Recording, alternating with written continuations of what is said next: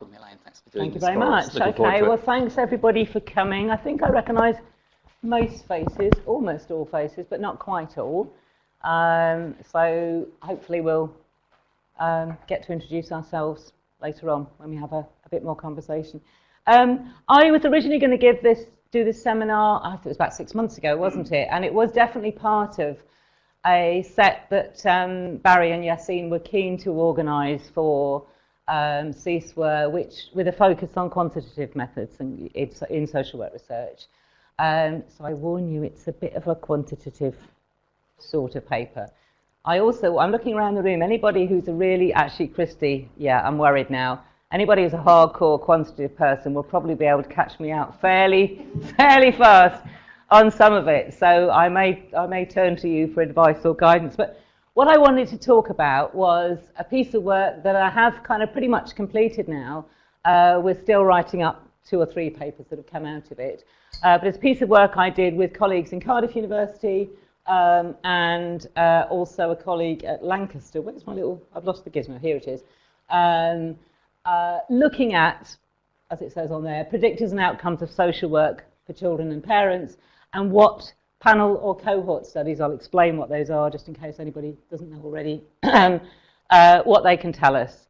So here's the group of us, my colleagues at Cardiff, and also Morag Henderson, who was at Cardiff but is now at the Institute of Education, and it was a Nuffield funded study. And I'll tell you a bit in a moment about the background to it, because it's important the background to it is an important part of the sort of politics behind trying to do a study like this. Here's what we were interested to try to find out about. We wanted to try to understand in a rather more systematic way than has been understood before, what do we know about children and families using what we've called routine social work. And what we mean by that is not just specific kinds of social work intervention like child protection, putting children on child protection register, children becoming looked after, children becoming adopted, but the much broader sweep of use of social work services. Now I know Barry immediately will say to me, but actually, you know, social work's about, in the main, social work for children and families is in the main and should be about child protection and the higher end. Well, it has become so, but what we, yeah. Talk later, Barry, talk later. We wanted to try and see a broader picture of who are the children and their parents who are using social work one way or another. And what do we know about who they are, what triggers their use of social work, and what are the outcomes over time? Why do we want to know that? Actually, we know very little about about the kinds of individual, family, social circumstances that tend to bring people into the social work kind of purview. And we know very little, and I'll say a bit more about this, either from qualitative or from quantitative longitudinal studies, about the outcomes of social work use over time, by which I mean for more than a very short time, and in comparison, and this is important, to other people in the population, other children and families in the population who may have similar kind of profiles and similar kind of difficulties but don't use social work. Why is that important? You know, there's an obvious case to be made that we spend an enormous amount of money, certainly that's the figure that we hold just on children's social care services, and it matters, of course, to be able to show that social work actually works. When we were interested in thinking about how can we do this kind of a study, an obvious question, and I'll come back to it because it's a question that reviewers of some of our papers have asked in more or less grumpy terms. Why don't you look at longitudinal qualitative research to really find out about what's going on in these families and how they do over time? And a key thing that is really quite striking still in the UK, it's changing, but still quite striking, is we have very few longitudinal qualitative studies that actually look at children and families using social work over time. Things that, in Scandinavia, they tend to do a fair amount more of this. So that's an example, I think, of a Danish study. Rachel's been very good because Rachel's very very strong on qualitative longitudinal research, and there are some examples in Finland, there are in Sweden, there are in Denmark. Very, very little here that actually, partly it's costly.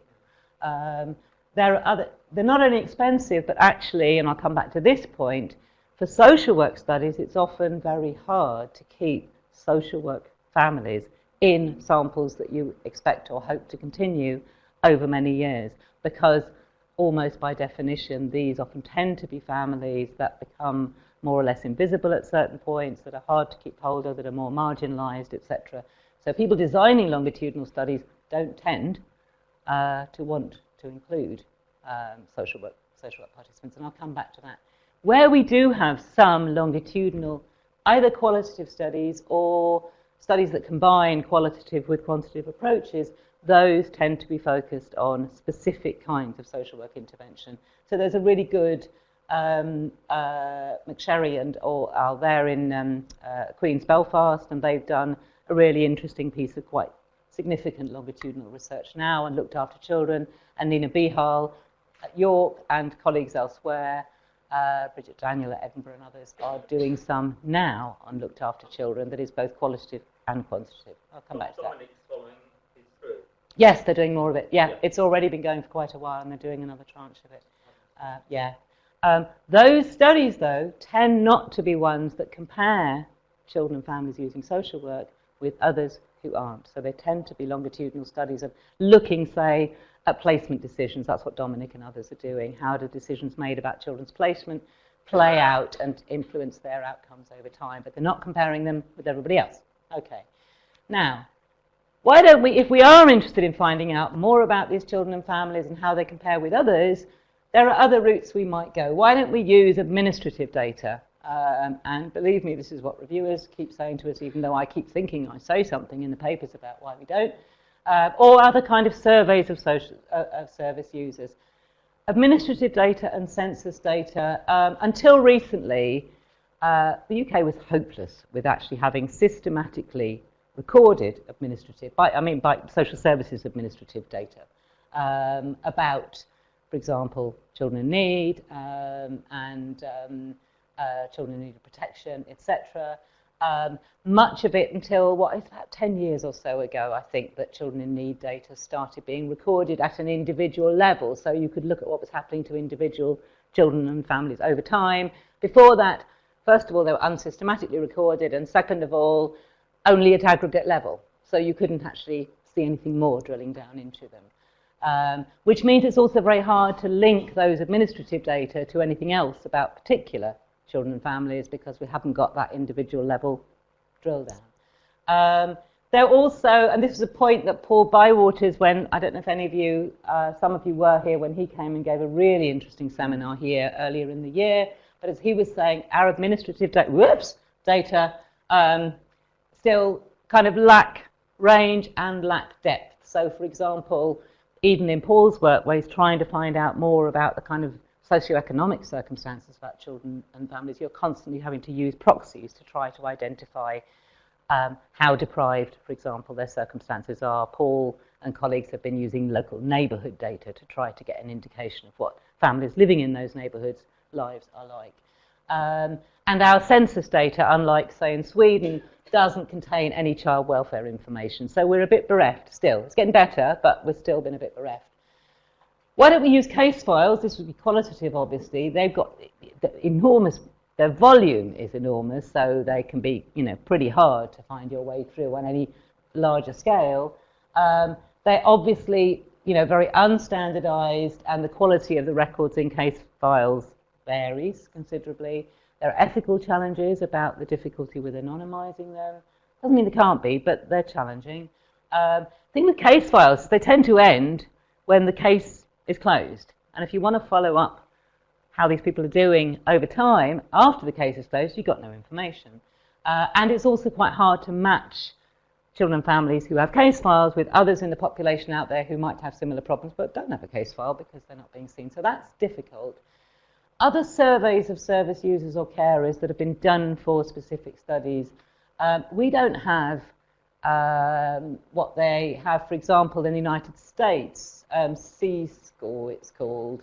National Survey of, or NSCORE, I can't remember what it is, Child and Adolescent Wellbeing, which is a longitudinal survey of children and families using child welfare services. And there's quite a lot of research in the States that uses that data set. We don't have something like that. Even those data sets, again, are usually about children and families using welfare services. They don't have a comparator sample of other people who don't. Response rates to those are often quite poor. They really struggle with getting the sample in and the responses and keeping them. And often in surveys that we have, they're not following up people over a long time. I can come back to any of that if you want. So why try using what we tried using?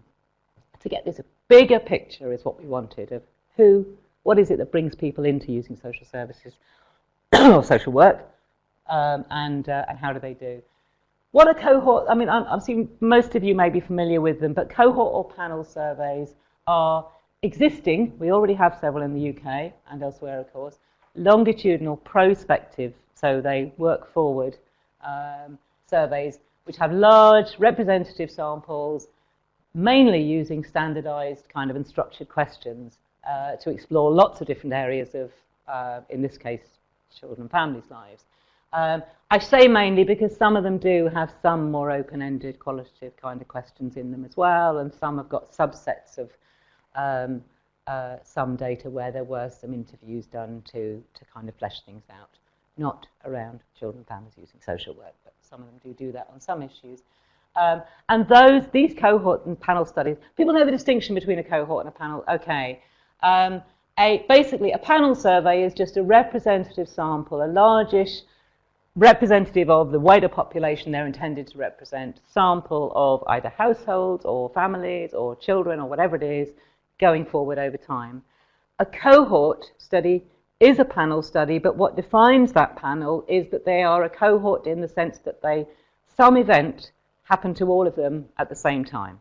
So we have, and I'll come back to it because it's one of the ones I'm going to use, for example, in the UK, the Millennium Cohort Study, and the sample were defined by the fact that the children, all of the children in the sample, the focal child in the sample, had been born in the year around the millennium. So a cohort is a panel, but defined by a distinctive shared something that happened at a particular time. Whereas another study called the British Household Panel Survey, which I may come back to later, is simply a panel of households in Britain representative of households in Britain, but no particular event in common. So as I say, lots of use of them in wider social and health fields, but not much in social work. They do contain, and we'll come to this, some, although it's limited, information about social work. Some of them do.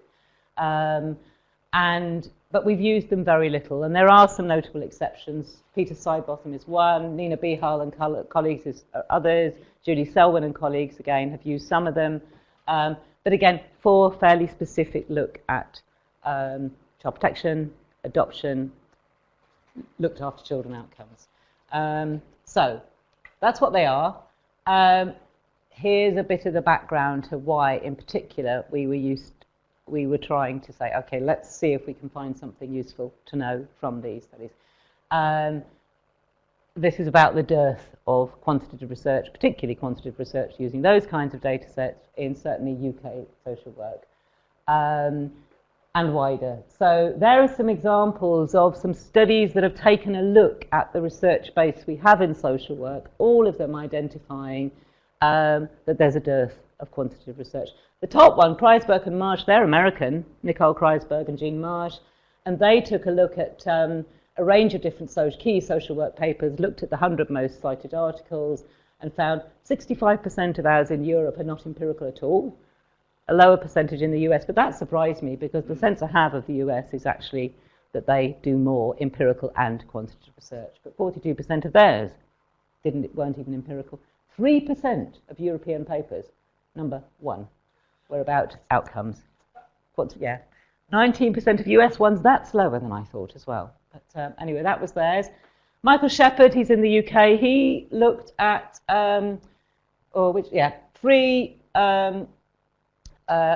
British Journal of Social Work, European Journal of Social Work, which is European, obviously. They're all international journals, but all based actually in the UK. And the Journal of Social Work, over a decade, looked at all their papers, qualitative papers, twice as many of them as quantitative. There is an increase over time. We're seeing slightly more quantitative papers coming up, but he expects that that's more to do with more international papers being published in them rather than UK papers, and very few experimental designed papers. So Jonathan Scurfield, who's one of my colleagues at Cardiff involved in this, and Nina Maxwell, they did a survey a while ago looking at doctoral research and in the UK, and identified very, very few doctoral research students doing quantitative research. And my own work several years ago for the ESRC really identified as well sort of significant deficits in the quantitative place. Now, as a result, partly out of that work that actually I did for the ESRC, came a kind of call which was, come on, social work research in the UK, you can improve your act a bit. We have all these cohort studies here and you're not using them at all. Why don't you take a look at those and see what you can find about social work?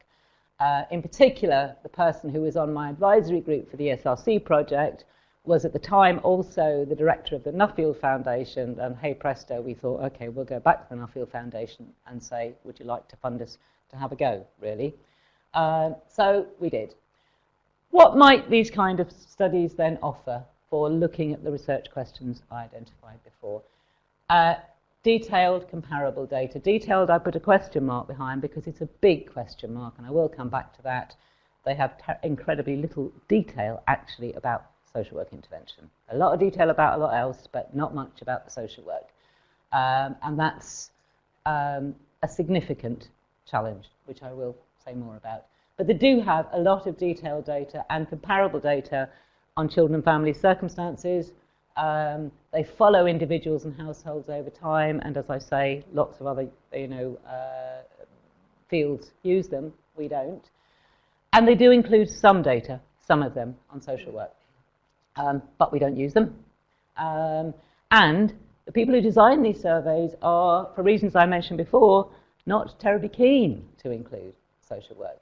The Millennium Cohort Studies, which was actually one of the ones I will say something more about that we looked at, so that was set up in 1999 or so to start capturing a cohort of families where the focal child was born within the year around the millennium. They deliberately excluded from their sample any babies who were likely to be put onto the Child Protection Register as soon as they were born. They deliberately took them out of it. Didn't include them in the sample. Why not? This was a quote I had when I was working for the SRC. Can you read that? I should have probably put... shall I read it? Can you read it? This is a quote I had from somebody when I was working for the SRC who was actually running several of these big cohort studies for, running them in the UK. So what she's saying was, vulnerable groups, they're hard to get in, to these long studies in the first place. They're hard to keep in, hard to find if they move. They float in, they float out. There's a perception, there's a very problematic kind of field. Actually does the opposite of attract you. Makes you think, I love this quote, I've used this left, right and centre, this quote.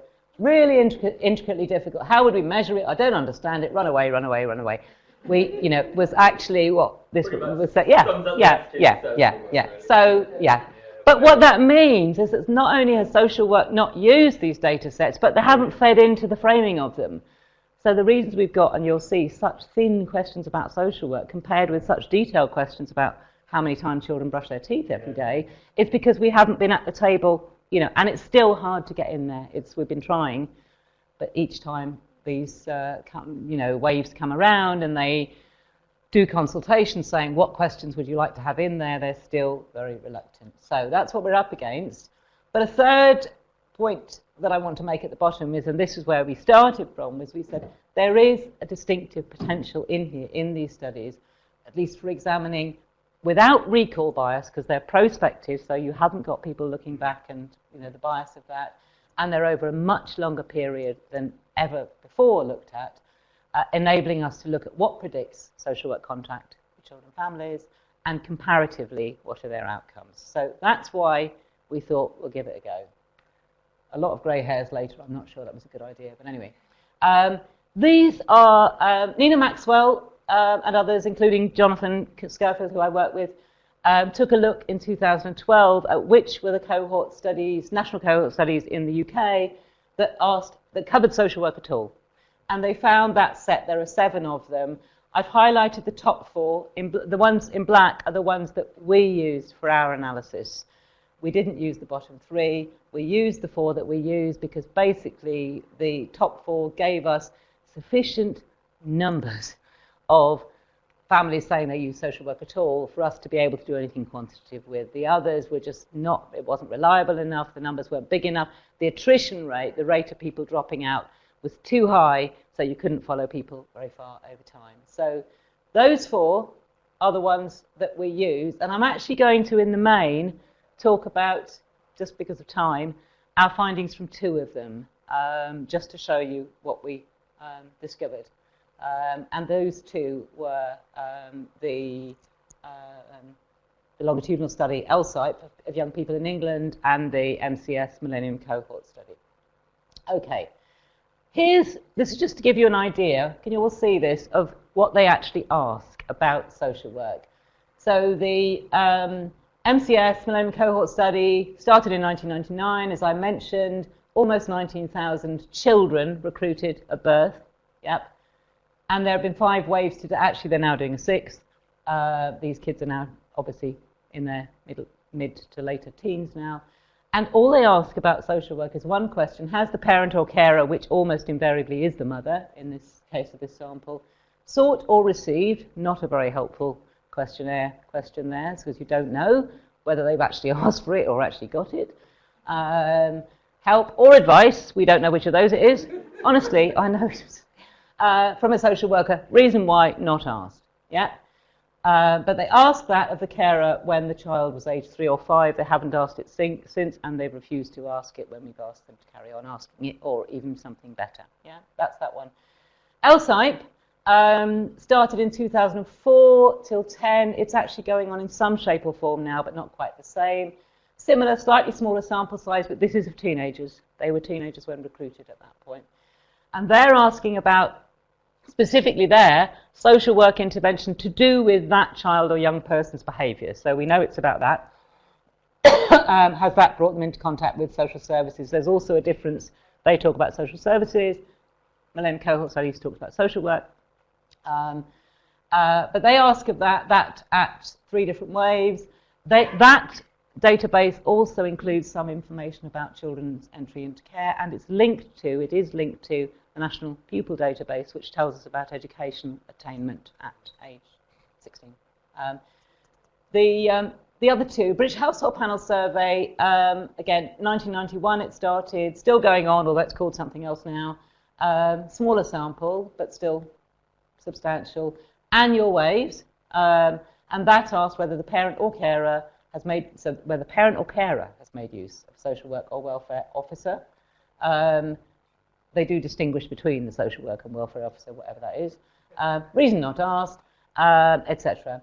ALSPAC, which I won't talk about at all today, I may come on to something from the BHPS if I get time, is another one, 1991 onwards, 17,000. That one is actually linked to the Child Protection Register. It's the only one that actually links to the Child Protection Register. So when I mentioned, for example, an example of a social work study that has tried to use these cohort data sets by Peter Sidebotham, he has used ALSPAC because it's linked to the Child Protection Register, etc. So you can see it's thin. It's thin, but it's what we have, and we don't have anything else that would do this kind of a job. I'm going to talk about the analysis that we did, very quantitative, with the Millennium Cohort Study and the longitudinal study of young people in England. At the end, depending on how we're doing for time, how are we doing for time? I sorted about, okay. I may, if you want, tell you a bit about some other work I've been doing, which I think is really interesting, but it's a bit less quantitative, but it's using quantitative data, and that's from the British Household Panel Survey. But I'll take these first. So we looked at the early waves of the Millennium Cohort Studies. That's the ages these kids were. And we were asking those questions. What are the characteristics of these families where the mother receives social work support.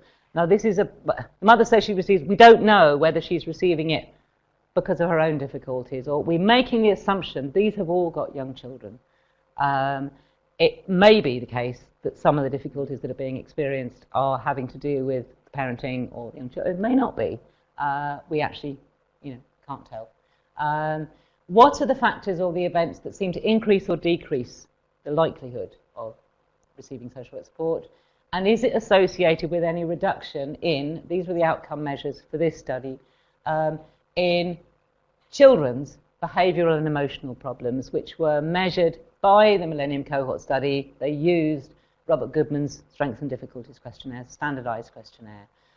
So in the case of the MCS, that's what we were looking at. Is there a relationship? Can we tell in which families the mother is reporting that she has, whether for herself, whether to do with children, we don't know. And the outcome here is to do with child. Here's the kind of analysis we did. Now here things get, I don't want to get too technical. I did find this quite fascinating. I did learn rather a lot. But this is the kind of thing that you could do. We looked at the factors that predicted the likelihood or the odds. This is an odds-based analysis of people seeking or receiving. Remember, oh yes, by the way, seeking or receiving is still a problem here. Social work, and we use logistic regression to do that. That gives you an odds ratio that helps you to see what are the predictors that tend to be associated with either seeking or receiving social work. In terms of outcomes, we, not outcomes yet. We also wanted to know not just what predicts it, but in particular, can we tell what triggers it, what moves people from not having social work or not asking for it to having it. And for that, we're actually looking at changes in people's seeking or receiving social work between two waves. So when the child's age 3 and age 5, what is it that shifts, appears to shift in their profiles that seems to be associated with them beginning to use social work? That helps us, the change, because what you're starting to do there is compare, and this is quite important in this kind of quantitative analysis, compare individuals with themselves over time. That helps you to see what changes in their lives that may be associated with social work use. We also, when we come to looking at outcomes, look at changes in children's emotional and behavioural outcomes. That's the Strengths and Difficulties Questionnaire over time between those two different waves, basically, waves 2 and 3, and then 3 and 4. So the child was aged sort of 3 to 5 and 6 to 7 at a particular time. The reason we're looking at, we use something called a fixed effects model. And again, I'm not going to go into too much detail about it. One, because I get out of my depth rather quickly, although I did spend a lot of time trying to get my head around it. And I think I understand it. The point here is that we are trying to eliminate the effect. If we're trying to isolate what difference does social work make, we're trying to get rid of, in our analysis, the effects of what are called time invariant factors. So anything that may have to do, for example, with gender or ethnicity, things that don't change over time, that may affect outcomes. This fixed effects model allows us to take that out of the equation. It also allows us to take out of the equation some other things that we know are likely to make a difference to children's outcomes. So we know, for example, that carers who are receiving social work support are likely, it's not definite, but they may well be likely to have children who are having more difficulties. And we want, if we're trying to isolate what difference is social work making, we want to be able to remove, if you like, from the picture simply those things that are the effects of these being more vulnerable families in the first place and children who are likely to have more difficulty. So what you're trying to do is isolate what difference does social work make. And again, to do that, you are comparing these children, these individuals, with themselves over time. And then you look at how they, compared with themselves over time, compare with other children's families compared with themselves over time. See what I mean? That's the idea. And all the time, what you're trying to do in this analysis is strip away the things that are, if you like, strip away the things that may influence either the getting of social work or outcomes that children experience in order to try and see what can we put down to social work.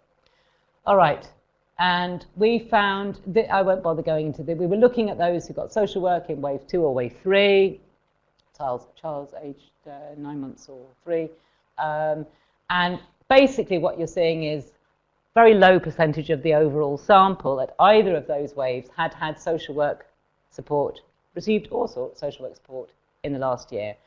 Overall, if we combine them, there were just under 4% over that whole period, and some of them had it at both points.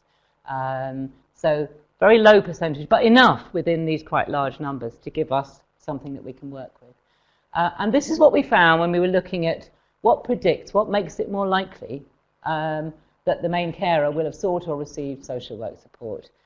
Most of this is probably not surprising, but it's helpful to see it shown on this larger scale way. So the odds of receiving or seeking social work support increase if the main carer has got divorced or separated or remarried, homelessness, experienced that in the last year, you're in local authority or housing association, so as an indicator really of a kind of insecurity, sort of financial insecurity probably.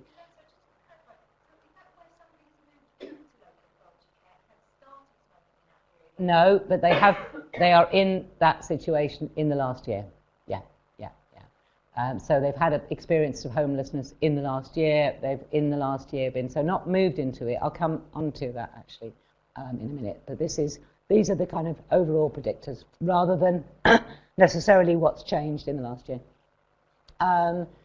Mother smokes, mother's either currently or previously diagnosed with depression, long-term physical problems, conditions or illness for the mother.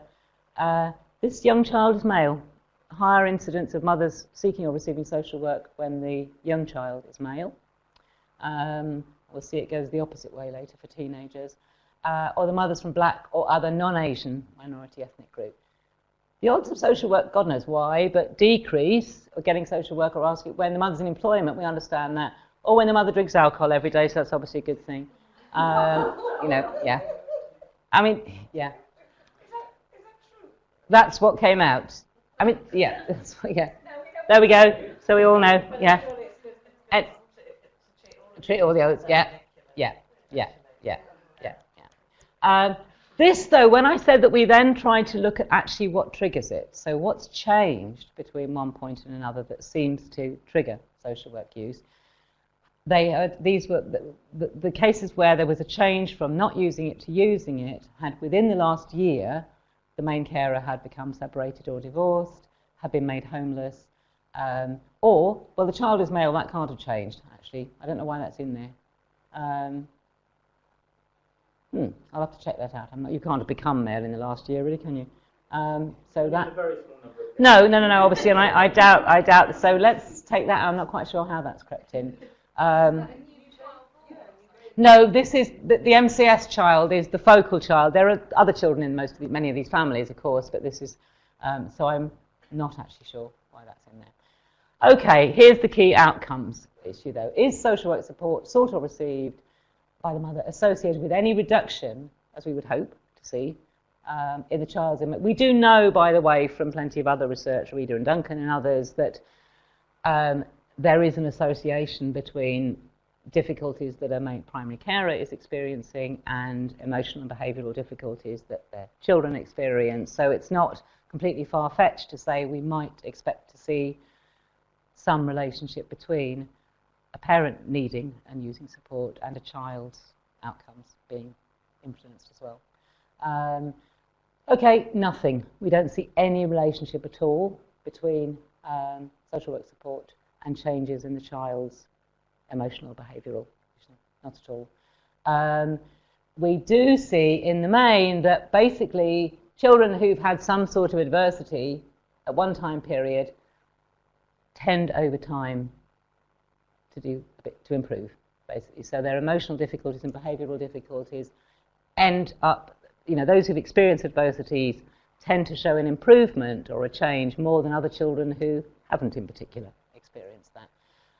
And all we can see really is that the kind of general effect of many adversities on children's emotional and behavioural difficulties tends to diminish in time, over time, and that may be because things get better or they develop resilience or we don't know.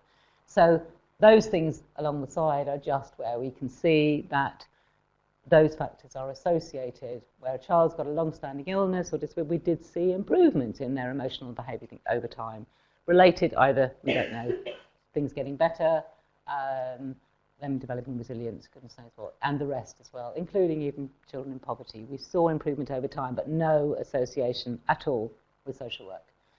So not the message we were hoping to see. Elaine, so that is children with, in comparison to Yeah, other children yeah, who didn't have yeah, yeah, social yeah, work yeah, yeah. So they may not have, if they were in poverty, improved it. Yeah. Yeah? So they. So for example, here you're saying children with social work contacts on strange crime, the SDQ improves over time when they are in poverty. So that means where they are We not, saw that for poverty, yeah. and they haven't got social And they have, no, all they have. We saw that for all children, generally children who've got some adversity. We saw that with the social work children and the others. The top one is about it. We saw no difference in improvement in children's strength difficulties. That's about everybody, yes, yeah. So remember, what we were doing was looking at individual changes within the individual over time, and then looking at those changes within the individual over time were different or similar for children who were in social work families or not. So all of them showed that change in themselves over time. Those with social work, no particular difference. Yeah. This is the other one. This, remember, was a study with teenagers, okay, and they started aged in I can't remember when it was. 99, wasn't it? Yes, just into that. And they were already aged 13, and we used data, these annually collected from when these young people were aged between 13 and 16. And here again, we're asking similar questions. What factors predict? Remember, we know at least here that the social work intervention had to do with the young person's behaviour difficulties. Again, we're relying on the fact that this is self-report from the young people and their parents in this case. And so technically, this is not young people who, for example, are looked after, seeing a social worker because they're looked after, or because they are on the child protection register, or because they're adopted. Supposed to be because of their behaviour. That's what they're specifically asked about. However, there's plenty of room for people to be confused and just say, yes, I've seen a social worker in the last year, which may be, in fact, nothing to do with what they've been asked about, which is their behaviour. But that's, as far as all of this, you can see, is we're trying to make sense of data that they are the best we've got, but they're still very problematic. And it becomes more problematic when problematic data give us problematic messages, really. What factors predict? And again, can we find any association between contact, in this case with social services, and the young person's outcomes? And there were several outcomes in that data set that we could look at: educational attainment and aspirations, their mental health, because they completed the general health questionnaire, and a locus of control. So that's what we looked at here. Again, slightly higher percentages among the sample. Don't bother with the detail, but between these three waves had, between 3 and 4%, 8% of them, between 3 and 4% at any one wave had experienced social services contact during the previous year. Altogether, 8% had had it at any time. Yeah, and I will come back to the detail of that. But and we did a different kind of analysis because we were partly trying to use different sorts of statistical tricks, if you like, methods, to try to see how we could use these data in the most effective way. So we tried some different kind of techniques with the same and different data sets. So here, again, we use logistic regression to try to identify what are the odds, what are the things that predict getting, a young person in this case, getting social service, receiving contact. We then looked at what are called treatment effects. I don't like the language, but it's because the model comes from different disciplines in social work. And it's a model of being able to analyse statistically what are called here treatment effects. So what are the treatment effects of having social services contact? Using something jauntily called inverse probability weighted regression analysis. And this is used quite a lot in epidemiology, and it's in economics. It's almost never used in other social sciences, certainly never seen it in social work before. And what this provides is interesting. It provides what we call a doubly robust estimator, because what it allows us to do is to try to take account, as we were struggling with the MCS, and it worked with fixed effects models to a limited extent. But what you're trying to do is to take account in your analysis of what are the factors that predict having social work contact, and what are the protectors, what are the likely influences of those factors on the outcomes of social work contact. Because the things that predict having social work are likely also to have an impact on the outcomes. And you're trying to disaggregate, if you're trying to see what difference does social work make, you're trying to tease them out. What this approach does is it works by calculating a counterfactual. What it does is from the data you've got, it actually strips things away in the analysis in order to identify what would have been the average treatment effect, the average difference made to outcomes, if social services contact had been randomly assigned. So if we strip out all the things that we know are likely to predict social work contact and make a difference to it happening and to outcomes, you've got something that looks like randomly allocated social work, and then you can see actually what is it that social work does if we take out the effects of everything else. You can then compare that with actually what was the average treatment effect of on those who actually did get social services contact. And what that helps you to identify, the difference between those two tells you something about what we call unobserved influences that are going on. So if we've managed to sort of artificially randomly allocate social work, then we should be able to see, okay, what impact does that have, all else being equal? If the impact of that is different from what it turned out to be, the average effect of it on all those who did get it, something else is going on in there that we're not tapping into. And what that something else is likely to be are things that these data sets just aren't capturing at all. So LSIP, for example, doesn't capture anything about more severe ends of adversity. It doesn't capture anything about family violence, doesn't capture anything about child maltreatment, neglect, abuse. One or two of the others do it a bit. ALSPAC does it a bit. So there may be other factors in here that are having an influence on outcomes that we can't know about, because our models can only ever model what's in the data set. We can't model things that aren't there. We can't include them. So that was a fancy way of trying to see, again, how can we strip away the rest and see what social work does. So here, all else being equal, the odds of social services contact for young people because of their behaviour increase. Again, mostly fairly predictably. These are predictors. Some of them echo the others in the MCS, some don't. Lower socioeconomic class, young persons in a step family, young persons frequently arguing with parents. This data set asks us a lot about the relationship between the teenager and their parents. Parent reports getting on badly with the young person. Parents are having to go to specially convened meetings at school to discuss the young person's problem behaviour. Female. These teenagers are female. The young boys in the MCS were male. More likely social. Now, whether that's, again, because acting out behaviour is seen as more outside of the norm for young women than it is for young males, don't know. Mixed race, the young person mixed race has special educational needs. Or the young person themselves reports that they themselves are engaging in a range of different risky behaviours, all associated, as you might expect.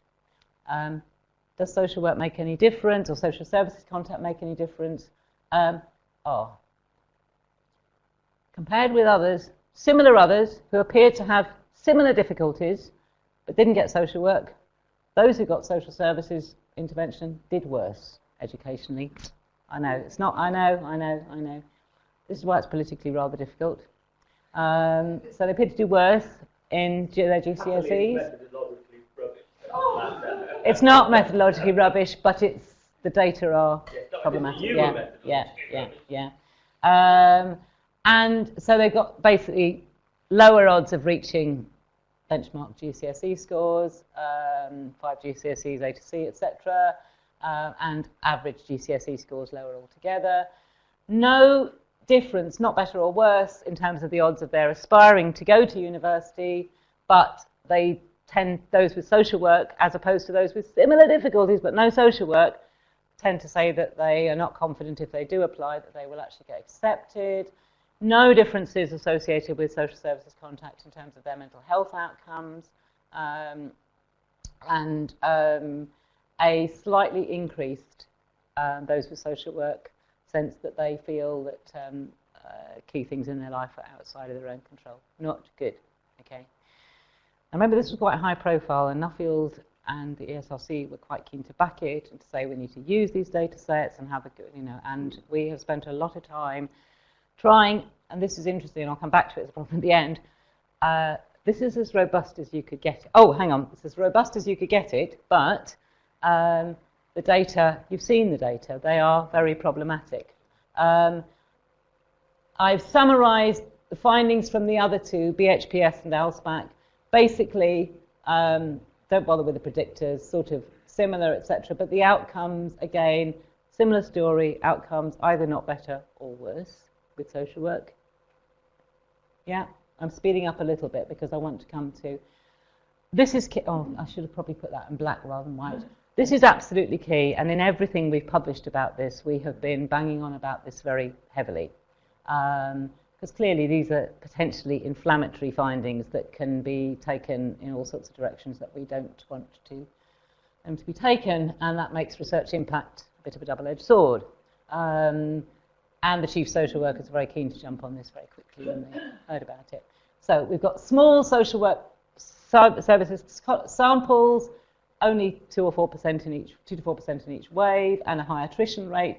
Response rates are based on self-report. There is a lot of room there for both bias, underreporting, associated with stigma, or misattribution. We don't actually know quite what they're referring to. Did they receive it? Did they get it? Do they know who a social worker is? What do they, etc. Lots of that.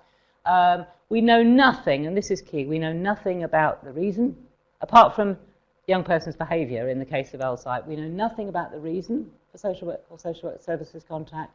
We know nothing about the nature or the quality or the intensity or even the duration. When somebody appears to have social services contact or social work contact over a period of 3 years, we don't know whether they had one episode of contact once every 3 years or they had, it's just yes, no, did you have it or not?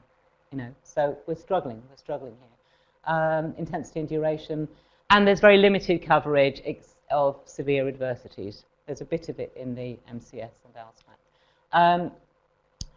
Research questions that might have been answered if we had the right kind of variables and the right kind of design. We need more information first and foremost about the reasons for social work contact in these data sets, and we can't persuade people yet to collect it.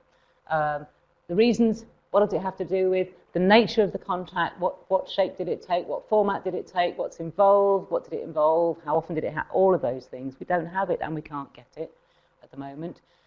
In terms of what factors are associated with involvement, we need the information that's above, as well as significantly more information about, for example, key adversities in people's lives, which, as I said, are often missing. MCS deliberately excluded some of those adversities in the sample in the first place. And we need the right kind of design that helps us to look at, in a sustained way, at social work intervention over the years. In terms of outcomes, we need more information and the right design. We need more information that I've mentioned before, but we also need a better way of looking at key outcomes, physical health, mental health, etc. We know all this. And we have still got the challenges of interpretation that are due to the quality of the data. In other words, how can we really tell whether poorer outcomes are indicative of ineffectiveness of social work, or of the kind of the kind of quality or timing of social work that actually services that might have been needed but wasn't received, because it could well be that we're talking about, for example, people getting a really brief, a phone call or one visit. They need a lot more, they didn't get that, but they've ticked, I got social work. I suspect that's a lot of what's happening actually behind all this, that actually people are saying, yes, I've had social work contact, but actually what they've had is nothing like commensurate with what they need, rather than what they need isn't doing them any good, is what I surmise. And we've also got the fact that we've still got unobserved variables. We really still have tried our best to exclude what else may be influencing this picture, but you can only include the variables that there are in these data sets. And if they don't tell us anything about more severe adversities, we can't include them. What do we need? We need desperately to include social work information in these kinds of data sets going forward. We need to be able to link these with administrative data, which are now better collected at individual level. We need, if we can, to try to complement these quantitative longitudinal studies with qualitative inquiries done with small samples of them. And Nina Bihal and colleagues are starting to do that in the UK. Others are doing it elsewhere. And I've said here, I think we have an opportunity as well to see if we can dig into what I call narrative potential that actually exists in these quantitative data sets, in the quantitative data that are not coming out from this kind of aggregate analysis. We've got a discussion period later, and I have been, since I originally was going to do the seminar, I've been working on, and we've now got under review a paper which is about a particular technique of trying to build people's narratives, their life histories, from the quantitative data that there is in these data sets. So if you want, I can say a bit about that, but I won't automatically do it because we want to have time to discuss. I just wanted to say here, back to the point that Barry started with, perils and politics of impact. What do we do with findings that appear, with all their flaws, to suggest that social work doesn't work? That's the appearance that they have given. There were issues around that to do with our being an interdisciplinary research team. Two of us, Jonathan and myself, came from social work. The others were sociologists and statisticians who didn't, I say, different notions of inner and outer in science. I was incredibly distressed by these findings, and I minded a lot how we wrote about them, because I really minded the potential impact that they might have based on what I still felt was the strongest possible analysis, but still, not good enough data. Whereas our statistician colleagues were busy saying, I was writing endless caveats into our papers, and the statisticians were not happy with that and were saying, your problem, Elaine, is that you don't like the results.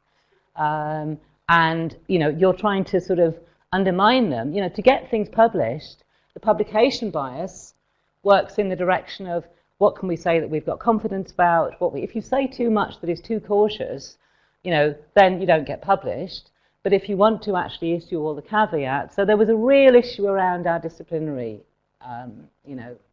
actually, which was difficult to negotiate. And a double-edged sword impact, really, because we have actually been trying to be as careful as we can that this doesn't get taken up by one of the chief social workers in particular, in ways that we would prefer they don't. I can, if you like, I want to have a bit of time for a buzz. If you're interested in hearing about how we've tried to build these narrative stories out of quantitative data, I'm very happy to spend another 5 minutes talking about that in a bit. Let's stop now because you agreed to, and let's applaud you for excellent. Yeah. Let's have a buzz. I'm going to... We could have gone on for ages, I know, but let's bring Elaine back in because that's why she's here. And so kind of questions and reflections and challenges and stuff. Rachel. Thanks, Elaine. Okay, thank you. I can see this must have been a really hard project to be part of, actually. And one of the things I was thinking about, you don't really talk about how this relates to wider literature. And when you've got such a weak data set as you're working with, and possibly, we had a debate on our group about, actually, is it too weak to publish from? It's a very serious question. But when you've got such a weak data set, surely one of the things that you do as a first step is to go where there is good data, to somewhere where they're, like the Scandinavian countries, for instance, where you can link administrative data, longitudinal data, and perhaps even sort of different kinds, is the odd thing that you're getting a sense of. Is it in line in any way with what we know from the literature? Or are these really just kind of bizarre findings because it's a bizarre data set, which in some ways it is a bizarre data set? But there are 4 different data sets. We've had similar things with 4 different data sets, which are all of the key UK ones that actually capture social work in, The other sort of various studies, I mean, they don't tend to do the same job of comparing with a so some of the Danish ones, for example, are mostly looking, for example, wonderful stuff on looking at children using welfare service, also not quite the same as social work really, but children using welfare services and looking at them qualitatively over time, for example. And it's not the same as social work. That's one of the issues. There also aren't the same kind of comparisons in the main with, because that's the advantage of, I mean, there are lots of disadvantages, but the advantages of using these kind of data is that you've got their population surveys. So in the main, there isn't a lot, even in Scandinavia, there certainly isn't in the United States, and there isn't in Australia, that tries to look at differences and similarities between children and families, in these. So there's lots better work in Scandinavia that is looking at, in the longer term, prospectively, in a rich depth way, at children and young people in particular who use these services over time, but not much that actually tries to say, and are they doing better or worse than other people? Yeah.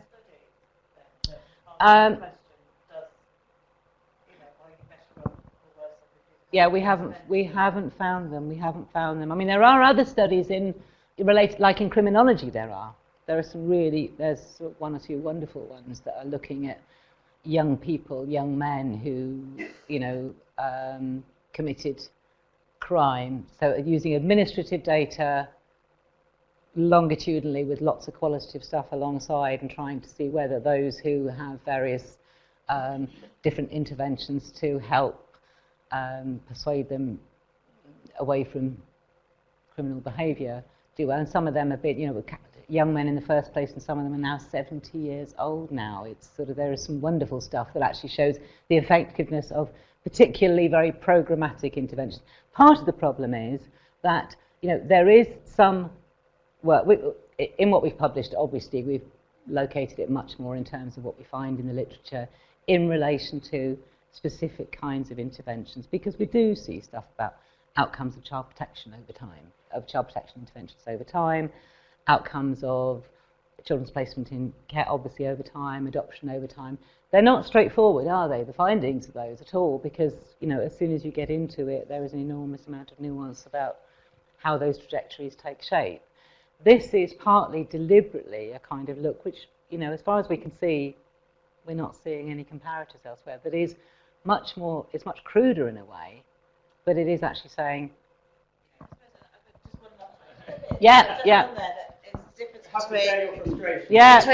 between saying this is a study about who comes to, who is visible to service, who comes to the attention of social services. It's when you take that step and saying, and what is the relationship between that and outcomes, which is where the really quite big step is being taken, which I think you have to really be careful about whether that's justified in taking that as in the research questions. If you as we're doing, if you are actually effectively comparing like with like, so you're comparing kids with similar levels of difficulty and similar adversities, on those adversities and predictors that we show are the ones that are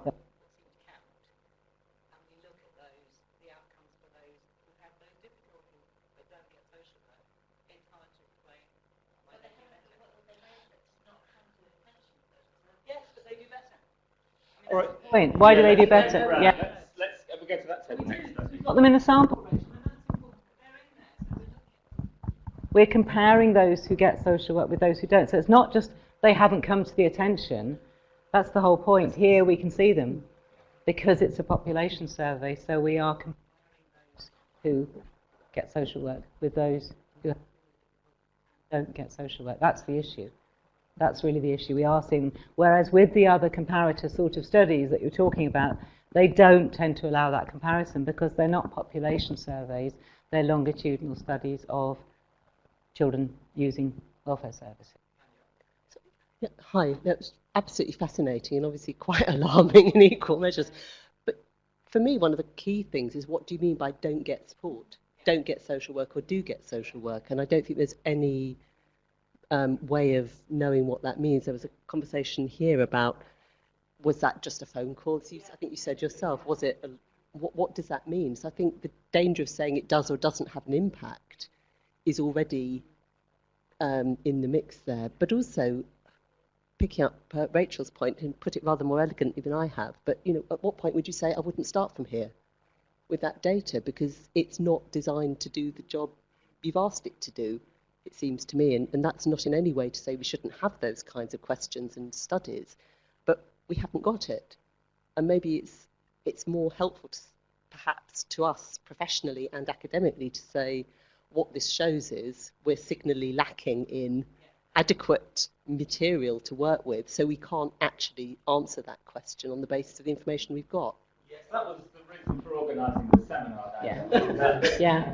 And Daniel, I have to say that's the argument that I have put in everything written about it, because it did seem worth doing, because these are the best. I went through, these are the best data we've got, and there aren't other studies that are trying to do. I was hoping to see, obviously, the opposite, in which case we would have been saying, we don't know anything about. I think I said this to Barry, but I suspect that what is going on is actually that what's being counted, we say, did you get social work contact? That can be anything. That can be a phone call. Social worker, nothing more, nothing. We don't know. We don't know what it was, and that's basically what. I was just going to go back to an earlier point that you made about the criminology studies, because I'm assuming you're referencing like David Farrington's kind of very long. No, actually, the GLUIC and the. And it's a fantastic American one, which is. Yeah. I was just David Farrington has also done because there some of that is, there's massive problems, at least from a social work perspective, of the impact of that research. And to me, what was exciting about hearing you talking was that we have to start from somewhere of recognizing that this is bad data, and how much better a study like David Farrington's study would have been if you had some social workers a part of it and helping to make sense of when it's useful to predict and when it isn't. I agree with you. Yeah.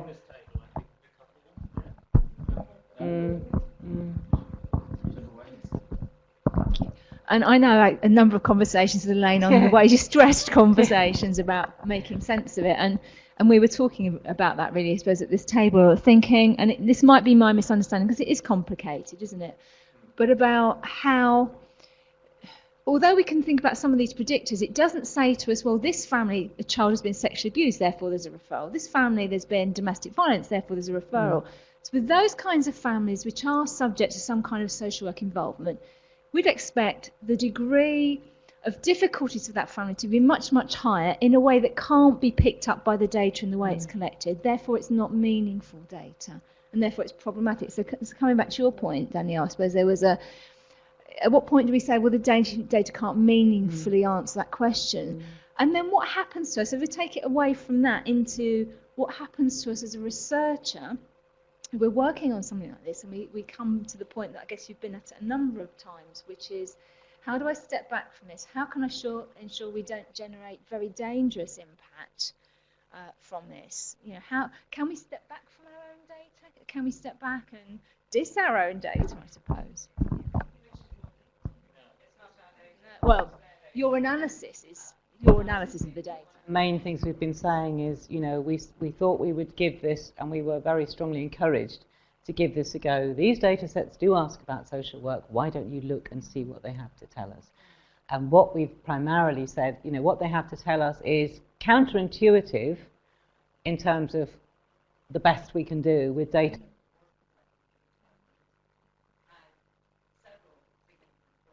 Right to point out, ALSPAC actually is linked to the Child Protection Register. It does ask about, so it does, in theory, it's self-report, a lot of it. In theory, it captures, well, the Child Protection Register isn't self-report, but the rest of what we know about those families is self-report.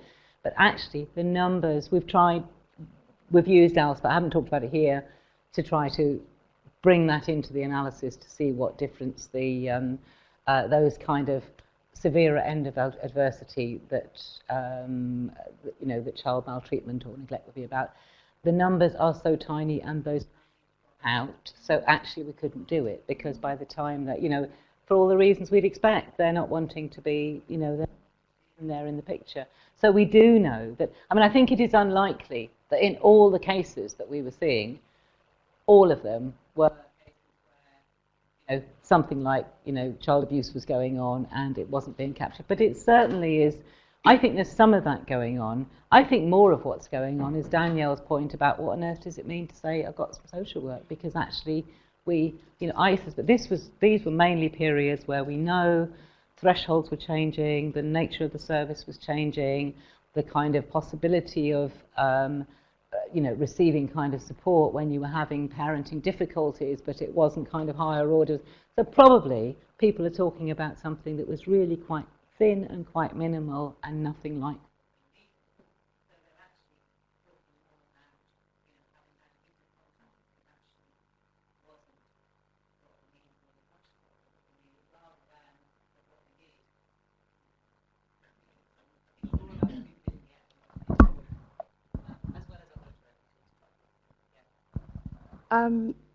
I had some of the same anxieties, obviously, because I used to be a social worker and I felt like this puts a lie to everything that I did.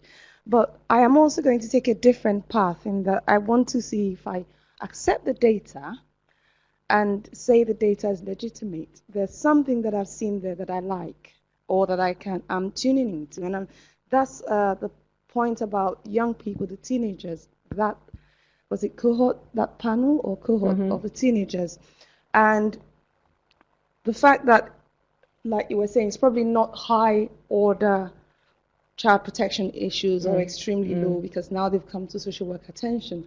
And what I know, anecdotally, I'll talk about some kind of practice that I haven't really recorded, I haven't done research on, but my general knowledge and practice about children, teenagers who come to social work contact at that level of not very high or extremely low, I left the cases feeling that they didn't get so much out of it, and that the situations at home weren't going to get better, and that I didn't think the children and their parents were going to get a better relationship for coming to social work attention for those issues. So in a sense, I can kind of see I can recognize some patterns there from that bit of the course. So I know this is terrible, but you allow yourself to go home with some satisfaction. Sorry. There seems a lot of agitation around the room. Can I tell you? Good result, I'd say. As we got pressing, can I tell you a tiny bit about what we did to try to dig beneath this? Because it's only. It's only. Just now, 'cause she couldn't hear us. Oh. Her question Sorry. The narrative approach. Yeah. Shall I just tell you very quickly what this is pretty contested as well, because some people don't like it. But yeah, well, you might. I found it absolutely fascinating, but I'll just tell you for 5 minutes what I wanted to try to see. We don't have the longitudinal qualitative data. We don't know what lay beneath this or alongside it. These people weren't asked. We don't have other data sets. And the other data sets that exist don't allow, as this did, this kind of comparison between either those who do and don't get social work, or those, for example, who get social work and don't do so well, compared with those who get social work and do well. what's sort of going on there from what we can tell from these limited data. So we tried, and I just say a tiny bit about it if I can. We tried using a technique which was pioneered by some. Have I got another slide on it? Okay. Oh, I've gone the wrong way. I meant to go. Whoops. Okay. We tried. Actually, no, I'll come back. That's in the wrong order. We tried a technique which was pioneered by some Americans in the 90s, and it's very little used and very little known. But basically, what they were doing was trying to say there is narrative potential that exists in these big quantitative data sets, embedded in all these variables collected about individuals and families and households over the years. Are hundreds of variables about them. We can, embedded in those are stories. If we piece together all those variables for particular cases, we can build a story about their life history over time. So it's using quantitative data, it's the same limitations of the data are the same, but trying to see, can we build the stories of some of these families to try to see if that helps to tell us what's going on. Gives us a fuller, rather than these aggregate statistical kind of analysis. So that was the kind of approach, and we tried doing it, and we just selected a small group of families who, at this stage, who showed that unexpected trajectory. They got social work, they did worse. Yeah? To try to see, does it help us to understand what's going on? Hundreds of variables pieced together over a period of time. For this, we used the British Household Panel Survey, and we used that, which isn't one of the two I talked about today, because that gives the fullest picture of all sorts of aspects of people's families, children, families' lives.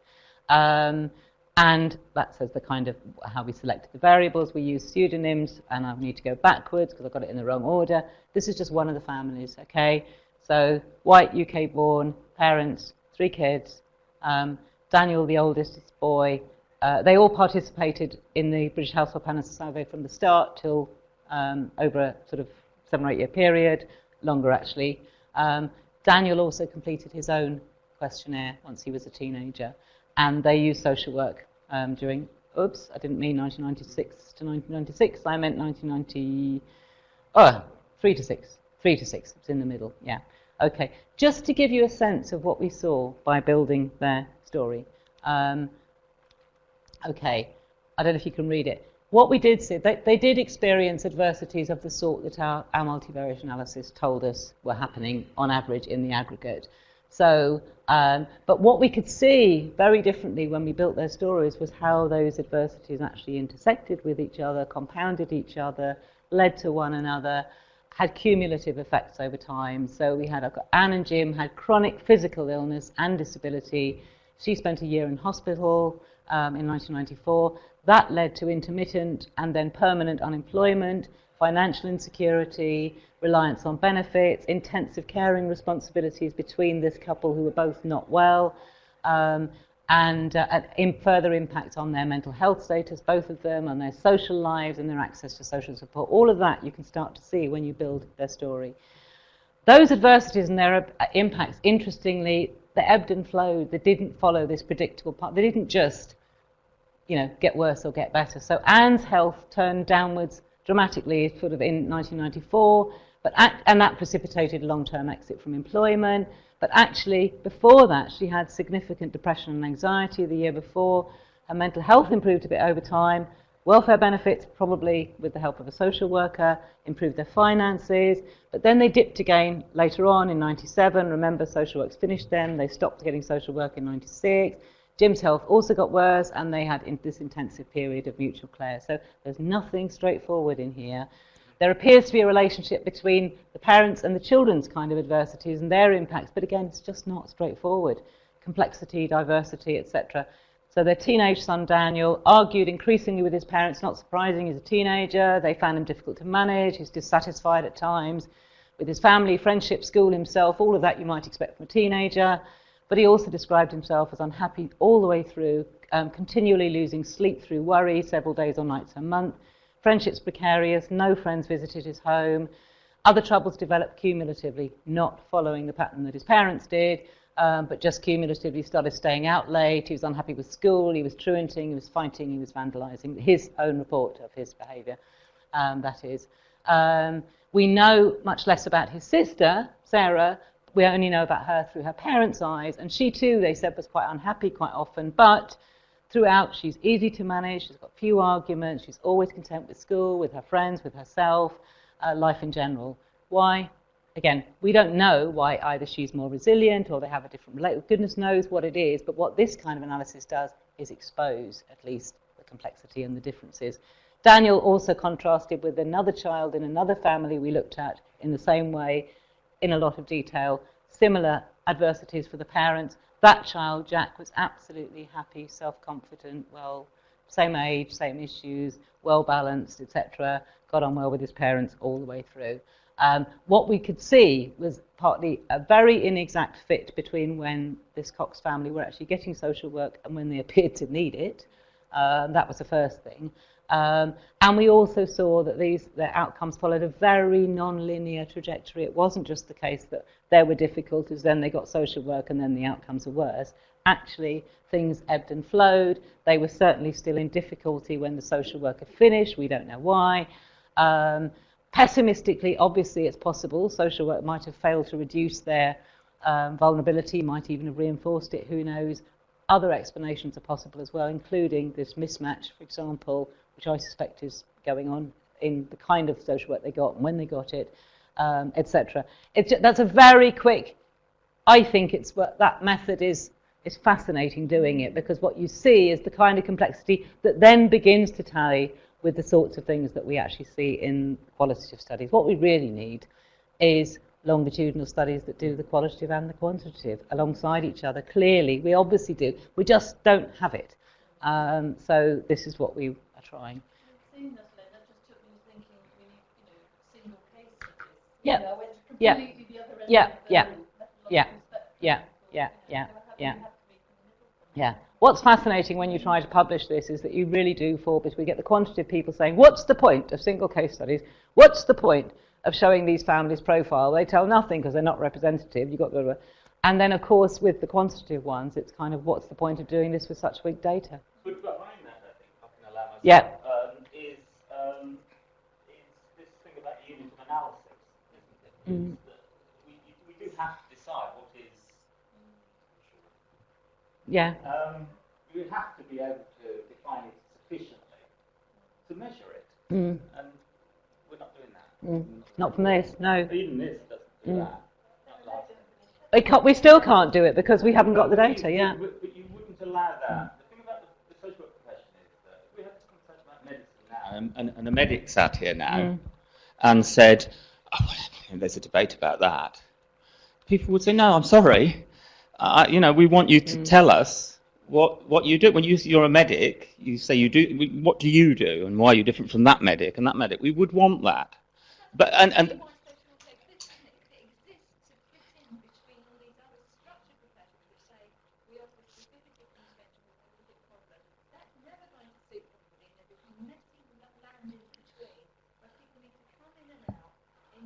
yes.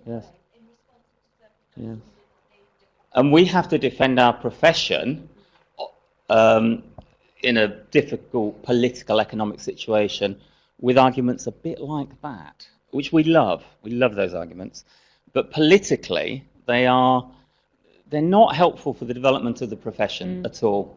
And then we get into the sort of thing about, well, you can't blame us because the child died.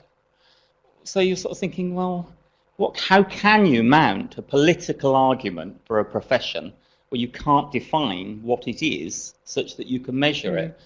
That seems to me to be a politically daft position that we've got ourselves into. Absolutely dangerous position. Why would anyone carry on paying for it? I agree with you. You can do an awful lot better than this, though. I mean, in terms of defining what it is, yeah. Sorry, we're dealing with human beings, aren't we? We're not diseases that you can look under a microscope and actually, they exist there and that disease follows this trajectory. Human beings are so complex. I just have a real problem. I'm not a researcher. I'm a social worker. I would like to know what are the outcomes, but what is the likely outcome. But the definition of what you mean by social work outcomes, the impact, what work. What do you mean by it works? Doesn't work. But your clients, the people who you help, want to know what you do.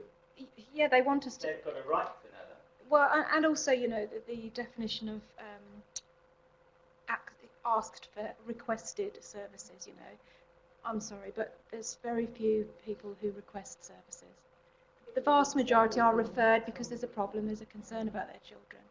Actually, no, I mean, actually, as I should say, because these were, in this case, these were, many of them, when you looked at them, there were illness issues going on. I mean, that family, for example, actually, the mum was ill.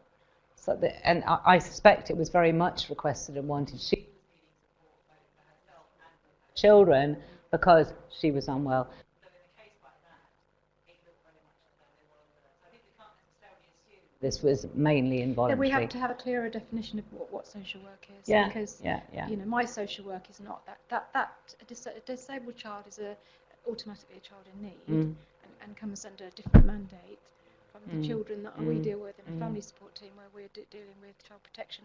Higher thresholds are so high now that the sort of families are chaotic and dysfunctional. I agree, it's very difficult to follow them. Their goal, as I was saying to my colleagues, is to get children's services out of their lives. They don't want a constant reminder throughout their child's lives. But I did say, the only solution that I would be able to see about collecting data sufficiently from across the population is to ally it somehow with child benefit applications. Because parents want that money, and if there is some sort of questionnaire that every few years, because they do send out reminders, don't they? Have your circumstances changed? Scientists could make use of that because there is no way that families will reply to questionnaires. It's not being realistic. My experience is that families with children with disabilities will actually ask the local authority for help. Yeah. Okay. Yeah. Denise, People can go if they want. Oh no, are you? All right. I haven't said anything yet. And then so. back to Danielle. Yeah. I was just thinking about the idea of control groups. So, so there's always a problem with judging social work interventions, isn't it, where you think that there are people who should get a service, but we're not going to offer those people a service because we're going to compare those with somebody else.